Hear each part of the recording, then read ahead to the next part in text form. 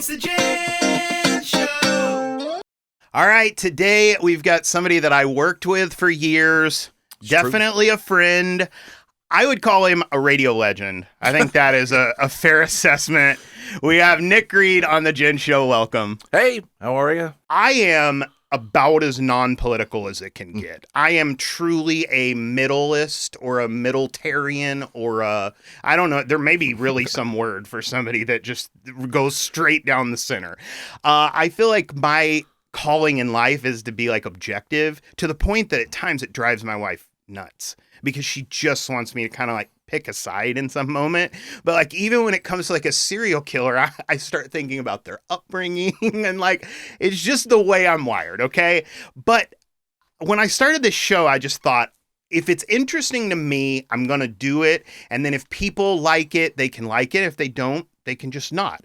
So there's a way of talking about politics that I'm going to find really interesting. And hopefully it's a little unique to talk about it from this perspective as well. You are clearly very polarizing because of just being in political radio. Like, you're giving, here's my stance daily. What is that like? It's liberating. Okay. Because once you, I just speaking for me, I guess, which is the point of the question. Yeah. Fair enough. It's easy and it's liberating. You get to a point where you don't worry about what other people think about your opinion. And, my wife told me that some friends of ours, but they're more friends of hers who are very liberal, once said something like, does Nick actually believe this stuff that he says? And she's like, well, why would he say it otherwise? Right. And really you think, like, why? What would be the point in that? And I thought how exhausting that would be I don't even know how one would then determine, well, here's the stance I'm going to take. And so for me, because it's just all about, it's not about Republican or Democrat. It's not, oh, well, I'm on this team. Yeah. And so I have to figure out how to justify this side. And then, well, am I going to be inconsistent and worry about, have I, said something in the past that would be inconsistent with it? Because I just am interested in the truth, which sounds like such a cliche. No, but and when I say that, I get it. I don't necessarily mean the truth in terms of who's telling the truth, but I just believe there are certain like truths, what Yes. works, what doesn't work. And when you seek that, the answer is not always easy. Yeah. But it's so liberating to not care if people think you're this or you're that, and even to the point where things in this day and age, people, instead of if they're not informed, a lot of times they'll just throw labels on you. And some of the worst things, oh, you're racist. And honestly, it doesn't even, I don't even care. I think, Sure. okay. But you're giving your truth. Right. Essentially. Or because I believe that truths are, there's some of this is just, evolving language and verbiage, but, people, oh, my truth and your truth. To me, there's truth. Yeah. And there aren't really variations. There may be misunderstandings of it. And I know I'm not always right. Right. But that's where I get to my truth. Because I know the cliche you're meaning. What I'm saying is you're stating, yeah, because when you say my truth, that sounds like a therapist word. But that is not what I'm meaning.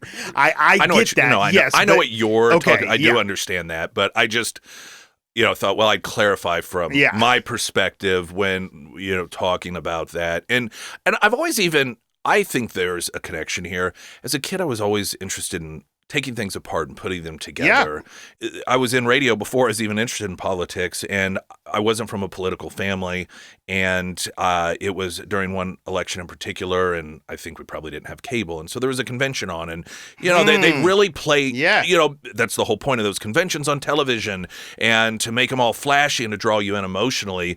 And it worked on me. I was like, this is really interesting. So I started following it. But a lot of it, because they're going to do this and they're going to do that. And when you're young, in particular, and you're not cynical, you're pretty susceptible to thinking, well, that's obviously a great idea. I can't believe no one's ever thought of Yeah. this before. Yeah. It's a no-brainer. Why don't we just do it? So I became interested in that, and then I began learning, oh, wait, these things have been done in some way before. They just don't work. So for me, and I have a closer alignment with certain political ideologies than other, but it's not a situation where, okay, well, here's the side that I'm on. So here's a situation. How does it fit into it? That was going to be a question. Yeah, the line. It's just, well, one, I do believe philosophically in what is the role of government, but then does it even work anyway? Does government doing this, does it work? And it's a double-edged sword because, again, it's very liberating and almost freeing when that's the only thing you're seeking, because oftentimes the answer does become very, very simple. Government in many forms over time have in many places tried this exact same thing, and it never works, so the answer's easy.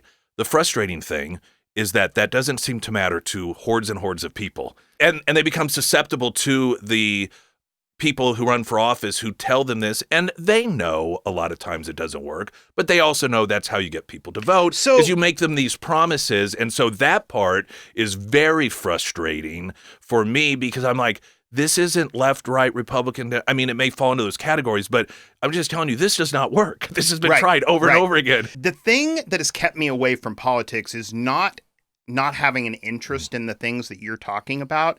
It's two very simple things. One, people so rarely change their mind. People just on this incredible level aren't even open to it, which I'm super open to that part. So that's what makes it so hard, is nobody wants to really have that debate where they're open-minded. And number two, for me, it's like, I think it was 71%, I looked it up last night, of people are the same political party that their parents were. It just how much it goes through lineage. And that, as somebody that is very open-minded, that's really frustrating. And that's really more what keeps me away from it than it being interesting. It's just frustrating to me. Well, and maybe that is part of the reason my approach is the way it is because I wasn't raised in a politically active family. I never heard conversations about politicians or that just was totally absent. And I couldn't have told you, even to this day. Now, I can tell you today how my parents vote. Yeah. But I couldn't even today tell you how, I don't think I've ever asked them how they were voting back then. That's really powerful that you grew up that way, because it didn't kind of stain or scar your ideas. But or just imprint. Yeah, that's a better word. That's a better word for exactly what I mean. It's something I proactively work at, is recognizing that you default to what is oftentimes comfortable. Yes. And this is a brain thing, interestingly enough. And it isn't just beliefs, but outlooks on life. There are people that are just naturally positive and naturally negative. Right. That is the way that the brain fires, and those neurons work similar to the way water does, where it'll if it goes in a certain direction, it starts to carve out, and that becomes a path of least resistance. Yeah. And so people who, whether you're raised this way or just become this way, that the immediate instinct of anything is a positive thought or a negative thought. That is a true brain functioning thing that can incidentally be changed. It takes effort, like exercise. And there have been all sorts of studies and research on this, and successes, and people changing the way they see things. And so I have been so deliberate, and probably some just so the show would be more interesting. And I'm devil's advocate myself all the time. Yeah. I always, I believe this. Now, would I still believe it if this person over here I didn't like was the person doing it? I do those things. Yes. And I try to find areas in which I find that maybe I'm inconsistent. And I'm like, okay, now why do I feel about this and this? So, to bear down to the truth. And so for me, I also think that is part of what some people find to be interesting about the show, is it isn't, oh, you're on this team, here's their talking points, here's why they're right. Yep. Because then it's preaching to the choir. It's not engaging. Yes. You are. And I think I saw a lot of that, There's a lot of that when I was younger, and that was such a turnoff to me, seeing that. And there's really two One very specific thing that, knowing you for a while and feeling very comfortable bringing you on this and being able to talk about politics in the way that I found interesting, is that I was around you for 12 years and you never forced your beliefs. That's what actually annoys people, is the people that are just trying to convert constantly. That is what I think turns the average person off from any of the stuff. And increasingly, it's to me, it makes it a lot less fun, which may be a weird word to use for this, and this is, some people are going to see this as a biased perspective, and I understand that. But in my assessment, people increasingly who are on the left don't want to hear other perspectives. They just see them as wrong and bad and evil and racist, and there's no place for that here. And I find that sad because I like talking about ideas and what works and what doesn't work. And so when I do find on occasion people that are really different from me ideologically and see things differently, but they can have those conversations, I love that, because I'm always interested, because to me, I'm like, how can you possibly think this? And so to be able to ask that question and have the person not be mad or offended, or even if they are, just understand that's the way it is, but then explain it. Right. And to not necessarily suddenly agree with them, but to at least understand, okay, I see where they're coming from. They're wrong, but I see where they're coming from. And I'm not saying that there aren't people that are, would be considered, I don't know, more conservative. I'd consider myself more libertarian, but that aren't also that way. It's to me, it's not that interesting to just sit and talk with people who see things the exact same way that you do. There's stuff that you can get out of it, but at some point it's like, okay. Well, isn't the point of democracy in our country about the freedom to have these ideas and thoughts? I mean, isn't that the central idea? Part of it, he talks so much about the First Amendment, and people erroneously believe, which is completely understandable, that when the country was formed, they're like, we're going to have freedom. And so the natural byproducts happen to be these things. And that's why they were listed in the Bill of Rights. Like, well, okay, if we're going to be free, that means people have freedom of speech. So that's obvious. Well, let's just go ahead and write it down. But it was more than that. There was a recognition that if you're going to have a healthy community, a healthy country, a healthy republic, then you have to be able to have those sort of conversations. Yeah. You have to facilitate it. You have to have the allowance of even really bad ideas to be talked about. Yes. Because if you create an environment in which it becomes hostile and it doesn't allow for people with really bad ideas or even mean ideas or unethical ideas to talk about them and explain them, those ideas don't go away. They just sort of go underground. Yes, yes. And they fester. Yes. And what a perfect word, fester. And that then oftentimes makes people think, or they find it interesting and curious, and they become drawn to it. It's like conspiracy theories. Right. It's more fun to believe that. As opposed to letting it air out. Right. Let them talk about it. Let them try to explain that idea. Let them have an open debate, no matter how awful or bad, or, even if you want to attach the moralistic position of, well, that's, racist or homophobic. Okay. But let them explain their thing. Yeah. And then let someone who is on the other side of it explain why they're wrong. Yep. And let people decide, because people's thoughts and ideas never go away. If you just run them underground, they just become underground. And so anyway, point being is that it was very purposeful and deliberate that in the First Amendment was this push and recognition that people have to be able to openly discuss what are even the dumbest, worst ideas in the world in order for us to have a healthy society. Yep. And they have to be okay with hearing it. And you may it's not like an ecosystem where predators and prey. I mean, and that's, there are like these fundamental truths that I don't know how people can not agree with or understand. Yeah. And that's how I know that I could have a conversation with somebody that believed the dead opposite of you, and it could be exactly this interesting. Because this has nothing to do really with you converting me or converting a watcher. This has to do with that, of like the ecosystem of it all, and talking about I can't think of a good way to explain it, but it's not about kind of the idea. It's about,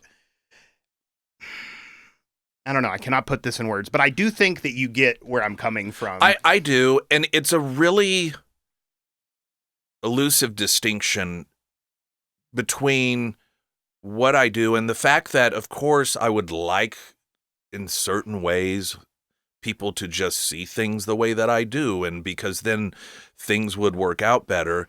But at the same time, and even with what I do and when I have discussions, my goal isn't to make someone believe that's not my goal.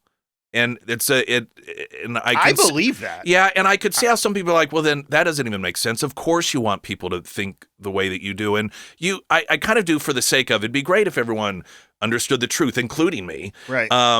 I hope just as much that things I'm wrong about, one day I'm enlightened, and because I don't want to be wrong. Right. But I've had people come up before to me that want to engage in debate with me because they have a different perspective, and they find themselves very disappointed because I'm like, okay, I really don't have any interest in trying to change your mind. That's your belief. That's fine. If you want to know mine, I'll be more than happy to tell you. Mm-hmm.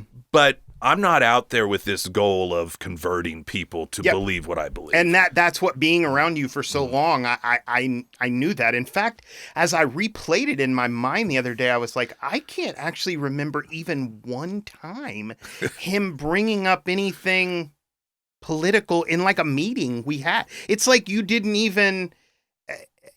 I think that's just picking your moments. It's really, really powerful. And go ahead. Well, I do appreciate that. And this is another thing that is such a contradiction. I do not like conflict at all. And so we've had these meetings before, because we are a business, at work, talk about the meetings that we have that involve revenue and these things. And, hey, we're in and when COVID's going on, and, people will make comments of the political nature. And I never, and part of that's just because I don't want to argue with people over it in that particular setting anyway, particularly if it's clear, okay, this isn't a forum in which people are really interested in hearing diverse perspectives. They're throwing shots. Yeah. And I don't like that emotionally. Same. I don't care for it. It makes me uncomfortable. Oh, preach.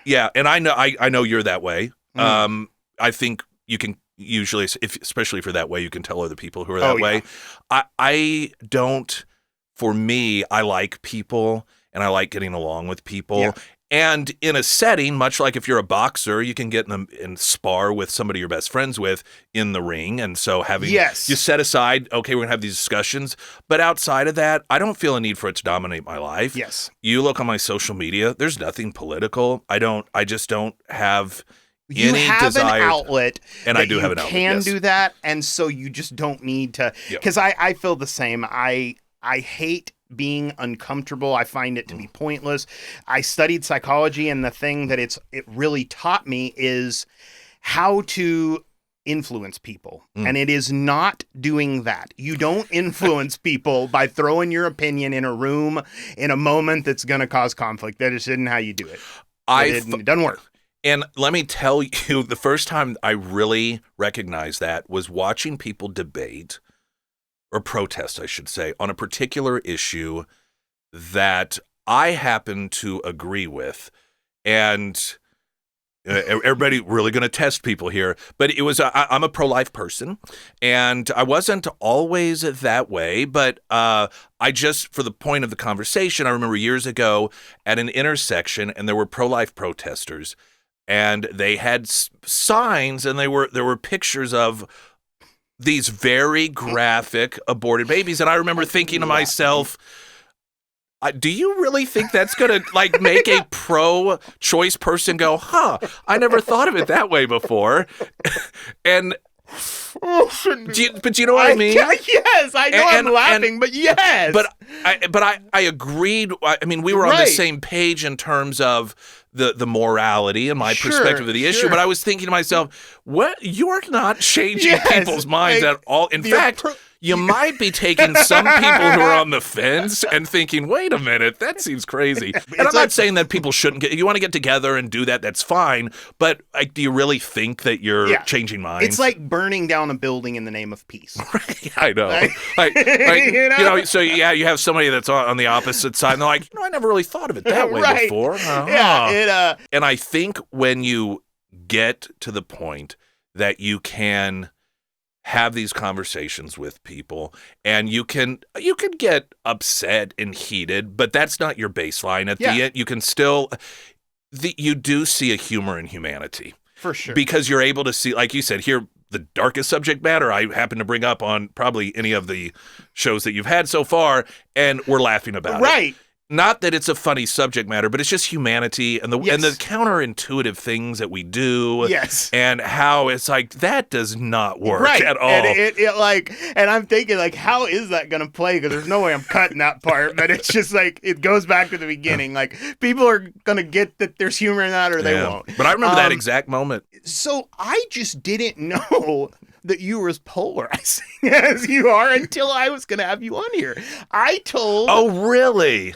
I would say about 40% of the people I told, I mean, I only told 10 or 12 people, were like, really? And then about the other half were like, cool. I had no clue that, like, some people saw it and of like I was nearly staining my. I had no clue. I'll never watch your show again. I didn't know that it was. I don't even see things like that. Like, that isn't the way my brain, like, sees people. So I didn't even know. Well, and I'll tell you this, too. A lot of times people that really follow politics, they will watch these opposing sides fight on TV, but then they'll learn, well, they were out together somewhere. Wait a minute, this is all theater and it's a show.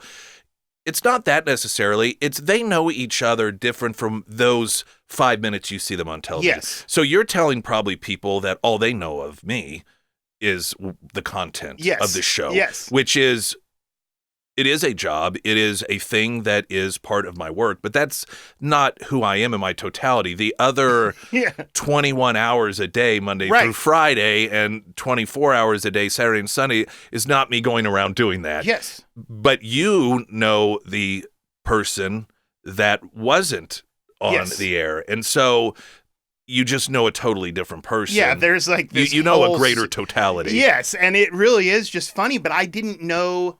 Yeah, I didn't know that. I didn't know so many people hated you. Well, it's not that, and I know you can like handle hearing that, but it's like I didn't. It made me feel kind of childlike or something that I didn't get that people would be even so divisive about it. But it's not like anybody said they hated you or anything. It was more just the gut reaction. Right, of like, why would you go down that path? And I don't know. And I'm like, I don't know if they thought, I don't know if when people heard it, they're thinking like, this is my big moment where I'm going to jump out and be like, Republican! Yeah, right. I don't know if that's what people Here thought. We're wearing MAGA hats today. Yeah. Like, I don't know. But you probably get insane hate comments too, right? Yeah. Like, what would be the craziest? Or give me a couple. Well, so we actually, KSGF, we do, and some of the other stations, like all this March Madness stuff, right? You do the brackets. And so we started doing brackets that had more of a political bent to them. So I think the very first March Madness bracket we did, it was nicknames that Donald Trump had given people. This was years ago. Mm-hmm. So the one that we did most recently, last year, that's what it was. It was comments that we had received from people. And one of them was straight up, and I think it may have been the one that won. Wait to hear this. We do, I know, again, you know this, but for the station, we do the show abroad once a year. Yes. Either Jamaica, Dominican Republic, Mexico, usually all-inclusive resorts, and we did a charter go flight. there with people that like listeners, are just huge fans, and it's just so much fun. Be praised and get to be in paradise. And that's why I do it. It's a tough job. Anyways, go back. And I think it was the winning comment was referencing The Great Escape and genuinely hoping that the plane crashes and kills me.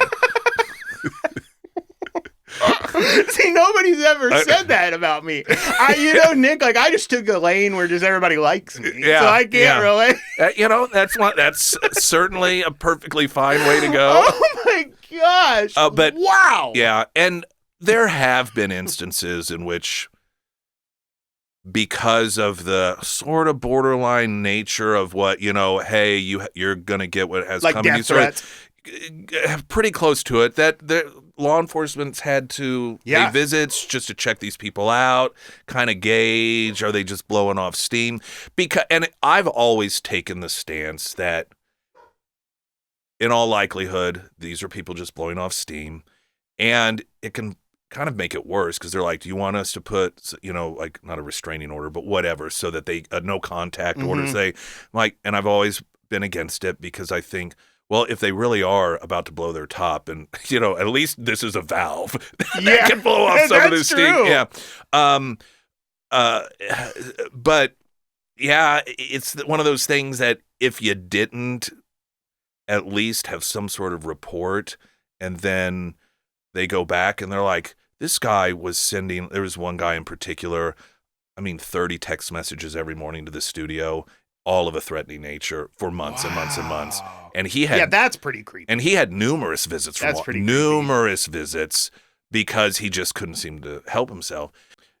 That's a situation if there wasn't a police report. Right. And then they would go back and they're like, how was this not reported? And then, the company gets in trouble. And so sometimes you just kind of have to do it, I think. I used to have, I think the closest I can come to this. Pulling a song or something. I used to have a guy that sent me pictures of his white loafers and asked me to send him pictures in socks and loafers. I'm not talking 2 or 3. I'm talking 150. So that's my closest I can relate. How weird is that? That is real. Yeah, I know. I don't know if that was of a threatening nature. I don't think it was. But I think it was, he really wanted to see my feet and some loafers. How weird is that? Did you? No, I didn't. No, I don't think, I just got a comment the other day. 417 Foodist was on here and he made a video about my podcast, and it was some comment like, if you're not watching this, you're missing out. It was like and then one of the comments was just like, no thanks. And it was like, for whatever reason, I liked it because I thought if somebody cares enough to dislike it, well, and that you talk about how you were surprised how polarizing, about half thought awesome, half hate. It's when people don't care that. Yes, 100%. If you're wanting to engage people and have listeners or viewers, whether it is hate you, you probably. There was a portion of Private Parts, that the story of Howard Stern and trying to get him pulled off air, and they were looking at the research and how the people who liked him listened this long, and like, well, how about the people who hate him, and they listen even longer? Yes, because instead of it making me rethink it, it made me think all right, this is people care, and so people then assume, and I get this, that that's kind of to the point earlier, that's why you take these really hard positions, is to make some people hate you. And I find that if you just really passionately have beliefs on things that other people have beliefs about, and you talk about them, and you're going to that's going to happen. It's unavoidable. Yeah. It's just like sports talk, I would guess. I'm not into sports, but you think about, really, what does it matter in the world in terms of sports, but how heated that conversation can get. Yeah. Because you have people that are giving opinions and what they say is right and wrong and good and bad in the context of sports to other people who also like sports. Yeah. And so you don't have to try to make people think you're an idiot. Right. It's going to happen. You've just got like one guy saying like Tony Johnson is the worst running back. Oh, that guy fumbles everything. And then you have another guy at home that has him on his fantasy football team, and he's just like, did you hear that idiot this morning? And then, so it is kind of the same. And then you have the guy that's like, I don't know who Tony Johnson is. That's a fake name.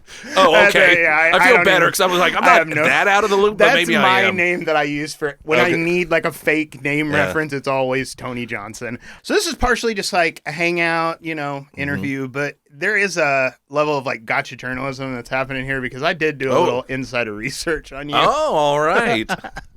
Why do you have 32 fast food apps? What's with that? Now this is a great example of me not understanding how people can't understand this.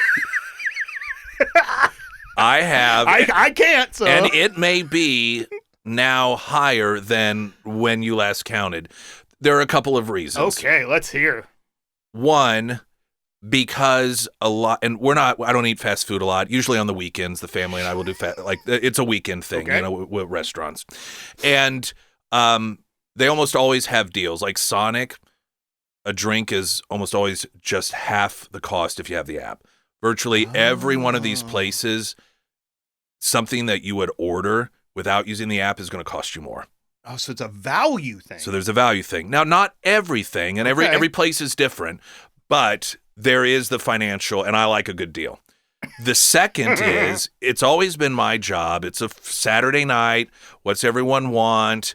And so the family tells me, and my worst nightmare was when, now I want this, but I want it in the form of a wrap, and I don't want any onions, and I want this and that, and so forth. And so I don't like putting people out anyway. So when I'm going through a drive-through and I have all these little special things for an order, and then I forget something, it was just my personal nightmare. The app, I open it, I hand my phone and go ahead and place your order. Aha. And so then it's all off my shoulders. Do you check the bag when you get it? Usually not. Oh, see, if there's a ton of stuff, I do. But I used to all the time. I've lost trust. But I know. But with the app now, at least I know it's not because I ordered wrong or forgot something because the family members did it themselves in the app. So it is because a lot of the things you're going to get a much better, you save money, and it takes the burden off of me when I'm the one that goes and picks up the food to bring back. So that's why. Wow. See? It just seems obvious. But here's what I don't understand. And I'd be like, well, I understand that, but why so many? Well, what difference does it make how many? It's not like they cost me anything. Yeah. If I go to the place, why wouldn't I have one? They cost you storage. Because I have to delete files every time I do one of these, so I can record in 4K. But that's very interesting. Do you know who I called to get that information? Probably Sarah. Yeah. Yes, we have had, this is probably the most heated debate we have actually had on air between the two of us. Sarah, my producer. It's amazing. It's amazing. So I was watching this show. It's like the Game of Thrones prequel on HBO. I know of it. I haven't watched it. This guy had 3 horses, and I was just thinking, do horses like to be ridden? I have wondered this also. Have you really? Yes. Like, is it just like their point? Do they feel more like warm in their horse hearts if somebody's riding them? Or I've wondered this. I have a almost to the point of, I think, irrationality, affection for animals, not like in sexual way. But I feel bad. I'm glad you stated that for the record. So, for example, I 100% appreciate and I'm grateful for people that hunt for food, and I've benefited from it, but I can't do it. I feel too sorry for them. Just can't do it. 100%. And I know that means I would have either died 200-300 years ago, or I would have had to have gotten over it. I understand this. Same. I can watch a horror movie where innocent people get brutally murdered, but the moment that there's a dog that looks like it's going to get hurt, I can't. I'm like, nope, I can't watch it. I get it. Can't do it. So, this is why I probably have thought this about horses, and they're riding them, and back in the day when or even horse racing, I'm like, do they like this? I guess it's their instinct to run, so maybe they do. I don't know. So do you have a guess? My guess is that they do. I tell myself that is the case, so I don't have to feel bad for them. I tell myself. I do. I'm like, I think they like Have it. you, since we're on this. They don't run away. Exactly. And have you thought about the fact that we call it horsepower in a car? Like that's literally right? 1 horse. That's how we measured it. These are things that hit me like at 2 a.m, and they don't leave my brain till at least I ask another person. So let's just say high schoolers. What is something at that age range that they will just never get that's different from our life? The anticipations that used to come along with relationships. I remember in high school having a high school girlfriend and calling, and her phone is the busy signal, and calling, and wanting to get a hold of her, and when will she call me back? Yes. You writing notes, waiting in between hours to see if you had a note in your locker. And those moments of almost angst. Yes. Of waiting and longing and getting the letter, and that doesn't exist anymore. Yeah. Because of the instantaneous nature and the constant connection all the time. So I think the longing and the what I would call the romance that comes along with that, particularly first love and everything, I actually think it's kind of sad. Well, that is absent.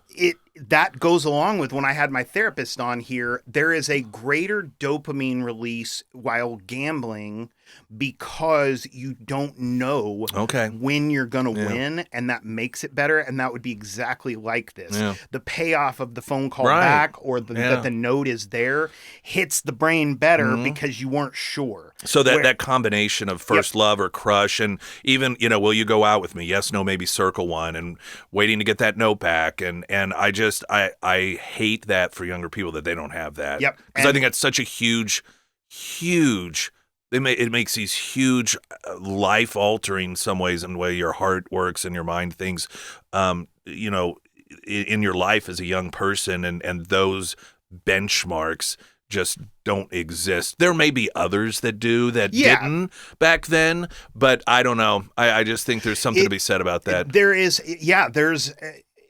an immediacy to everything now, and a way of calculating the exactness of it. You post on social media, you see exactly how many likes you get. You send a text to somebody, you see if they read it or not. You can just see.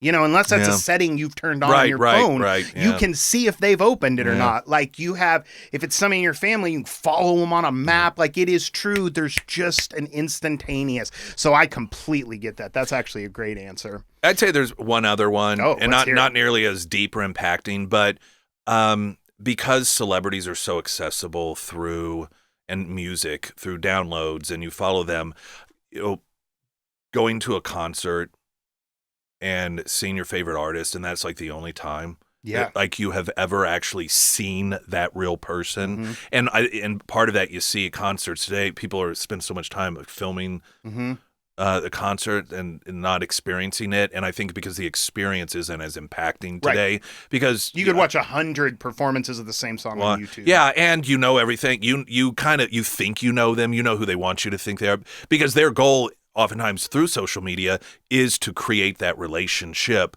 so that they can benefit from it. But then you have the counter side of, you have some fan that's created a fan page, and their whole job is to show you who they really are. Yeah. Like, it's just truly ultimate access to anything. Yeah. All right, this is a great one. I'm very excited to hear what you have to say about this. What is your biggest pet peeve? I mean, I a couple just off the top of my head, and this isn't, I don't know, it's a pet peeve so much. The sound of people eating cereal. And it's not something that I ever experienced so much anymore as an adult. But I remember as a kid, my brother, I just wanted to punch him in the face, hearing him eat cereal. It's like slurping and crunching. Yeah, there's just, something about it. But I don't think that's really a fair one. Think about the fact that people watch channels just to hear I know. people do that. Yeah. Okay, I'll give you a bit of a pet peeve. Okay. And this is somewhat in the political realm. I've noticed this. I'll use as an example the issue of Greenland, right? And I have seen people on social media open up a posting about Greenland and Trump's discussion of acquiring it and so forth, and how it starts off, I don't understand why on earth it is that, Trump is doing this. Can someone explain it to me? And then it's paragraphs of them explaining why it's wrong and bad, right after you just said you don't understand why it's happening. Like, how can you form an educated opinion if you've just acknowledged you don't know that perspective? Oh. And that, I'm like, I don't feel like it's a great one, but maybe I'll think of something better. 20 years ago, if somebody had said, Donald Trump's going to be president, what would you have said? Like, if somebody gave you 100 to 1 odds, would you have ever? I think that's where, not being in the political realm, when it happened, I was just like, my college self was like, wow, I would have never seen that one coming. But I don't know. Did you see signs? No. It just seems so wild. It's interesting, though, because you can find clips from even the 80s when he was on, I think one of them, he was on Oprah Winfrey, and she asked him, would you ever consider running for president? And I think he was asked these questions way in the past because he was, he used to not be polarizing before he got into politics. Sure, yeah. Left loved him, right loved him. Everybody, everyone agreed he was a success. Yep. There was a show built around his success. Oh, I watch shows from the 80s all the time. Golden Girls, watch Cheers, and there's always references to Donald Trump. But anyhow, so it's something that people would ask. I don't think that they really thought he ever would, but just because he had thoughts and opinions on these things, I think I don't know that I would have had any thoughts other than I'm going to be really interested to see how this happens. Yeah. More of the curiosity factor. Like, how is that going to occur? Not because of a thought that, he wouldn't be qualified or anything, but that is so untraditional from what we as Americans traditionally do in terms of picking. What's your favorite movie? There's a movie called Defiance that has... Okay. Yeah, and it wasn't some huge blockbuster. It has... war movie? Yes, it's a war movie. It's World War II, and it's based around... It's true story, and it's based around during World War II and I think Belarus, when the Nazis were going through and sort of taking over areas, and you had the Jewish people, they were fleeing into the forest, and kind of from all over they found each other and essentially built this moving city in the forest, constantly evading the Nazis. And I think it went on for years and had these incredible battles. And one of the things I really liked about it is that the heroes of the movie, a lot of times you want everything they do to be virtuous, and there's no question over who's the good guy, but it was very realistic, and the quote good guys in this did a lot of things that you think, oh my gosh, right, wait a minute, that's not good at all. And I really liked that a lot. Yeah, it's a real fascinating movie, and it's based on a true story. And in fact, when they were filming it, they found children who grew up in this moving town through the forest of Europe to come and consult, even on costume design and what was it, as best you can remember what it was like. Tonight. Yeah, it's really, I've seen it, but it's been a long time ago. It's a good, and it's probably one of my favorites. What you talk about there, it's like about 20 years ago, we switched to the bad guy very often being the good guy, as far as like, it's not that simple, but you're like Breaking Bad vibe where you're rooting for the drug dealer. You don't realize till later in the show, like, wait a second. Do you know what I'm rooting for them? Do you know what I really liked about Breaking Bad? I can't wait to hear. To me, more than anything I had ever watched, it made you understand how someone could get into that position. 100%. Because you always hear, well, 100%. you don't know what they've gone through, and and we always tell ourselves, yes, I know, but I would know. I don't care how bad it gets. And I'm not saying that with Walter White, wasn't that his name, his character's name, that you necessarily agreed with it, but you, like, all of a sudden you found yourself, it didn't seem unusual at all that this guy that you first met as a high school teacher that was just kind of a regular good guy suddenly is doing all these horrible things. You understood why he was doing them. Right. And I thought that was really interesting. Incredible. That's the most interesting things in life to me, is that middle thing where you kind of just see both sides and you get it. And I love that about that show, because it is people revenge and then doing things for their family is pretty much why anything negative is done. I try to take this approach that whenever that sort of thing happens, or just in life, something bad, financial pops up, oh my gosh, I've got an unexpected $2,000 bill. I'm like, you know what, a year from now, this is going to be so inconsequential in all likelihood. It is going to be so irrelevant. I probably won't even remember it, no matter how big it is in this moment. And there will be something else that at the time I think is going to be the single most significant, important, tragic thing that's happened to me. In marriage, since I've been married, the thing that I see that the most clearly in is if I ever get to any moment where I'm annoyed, mad, whatever it is, one night's sleep, how often you wake up the next day and it's like, why was I mad about that? And I don't know that this may be a polarizing thing to say. I don't know that is as much of a rule with women as it is men. Men have this ability to just sort of, oh, it's done and over with, let's move on. Whereas women, seemingly in my experience, and I'm not saying this is worse. Sure. They need closure. Sure. Time isn't closure for them so much.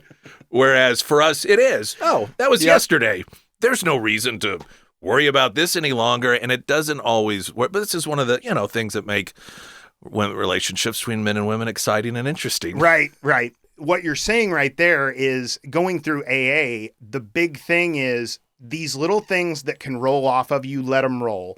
But when you get to the point where you're holding a resentment towards somebody and it doesn't roll off your back the next day, it comes down to, you either get over it or you tell them and you close it up. There's no in between.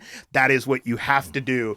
And so it is just weird, though, how much I wake up the next day and I'm like, why was I taking up my energy being mad about that thing? Right. But that is, I think, really to come in a full circle moment, I do think that is what makes anything political hard for me to be a part of, is that it does wrap me up in like it's nearly like just a self-protection. And I think it is for a lot of people that don't participate. It's like to protect themselves, which feels nearly not altruistic. It kind of makes me feel guilty in a way, but it just is what I have to do. I think increasingly it is unproductive for people who are interested in it because they want to get to the truth, because there are certain segments of the pot, even just throwing out a question, that they turn on you and their goal is to shame you, is to hurt you, is to make you feel bad, is to get you to think, well, I better not say that again.